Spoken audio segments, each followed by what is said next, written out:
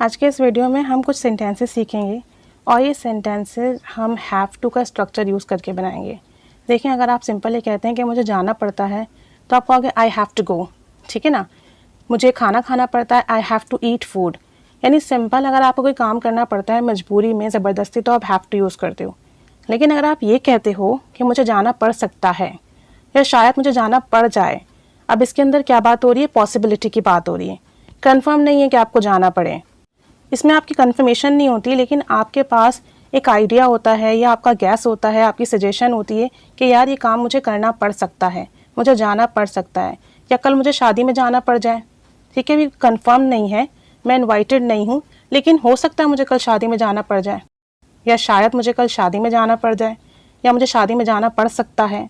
जब पड़ सकता है या पड़ जाए शायद के साथ ऐसा आपके सेंटेंस में वर्ड्स आ जाएं, तब आपने सब्जेक्ट के बाद मे हैव टू यूज़ करना है। ठीक है, सब्जेक्ट आपका कोई भी हो सकता है, उसके बाद मे हैव टू और फिर वर्ब की फर्स्ट फॉर्म। इतना सिंपल सा आपका स्ट्रक्चर है। ठीक है ना। अगर मैं आपसे कहती हूँ कि मुझे शादी में जाना पड़ सकता है या शायद मुझे कल शादी में जाना पड़ जाए, तो मैं कहूँगी आई के बाद आएगा may have to, I may have to, फिर आ जाएगा go, I may have to go to a wedding tomorrow, I may have to go to a wedding tomorrow. मुझे कंफर्म नहीं है, पॉसिबिलिटी है कि मुझे जाना पड़ सकता है, तो मैं इस तरह से बोलूँगी I may have to go to a wedding tomorrow. आपको ईमेल भेजना पड़ सकता है, यानी आपने जो चीज़ सबमिट करवाई है वो इनफ नहीं है, आपको ईमेल भी भेजना पड़ सकता है, तो आप कहोगे you may have to send an email, you may have to send an email.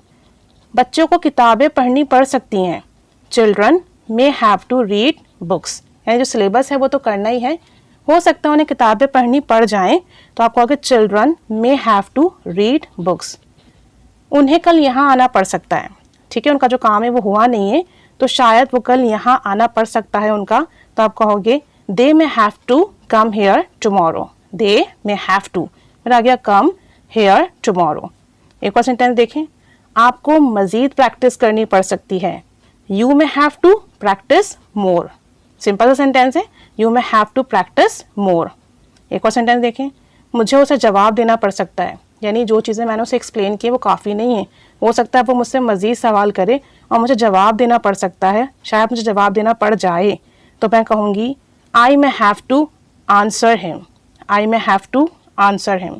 मुझे उससे मिलना पड़ सकता है, अगर मेरे जवाब से वो मुतमईन नहीं हुआ ना, तो मुझे शायद मिलना पड़ जाए, तो मैं कहूँगी I may have to meet him, I may have to meet him. उन्हें अपना घर बदलना पड़ सकता है, यानी इस घर में जो प्रॉब्लम्स हैं, इशूज़ हैं, हो सकता है उन्हें अपना घर बदलना पड़ जाए, तो आप कहोगे they may have to change their house, they फिर आ गया मे हैव टू, फिर change their house, they may have to change their house. उसे ये नौकरी करनी पड़ सकती है, she may have to do this job, she may have to do this job. अब दो सेंटेंसेस आपके लिए है, इसे बनाइए, कमेंट बॉक्स में शेयर कीजिए।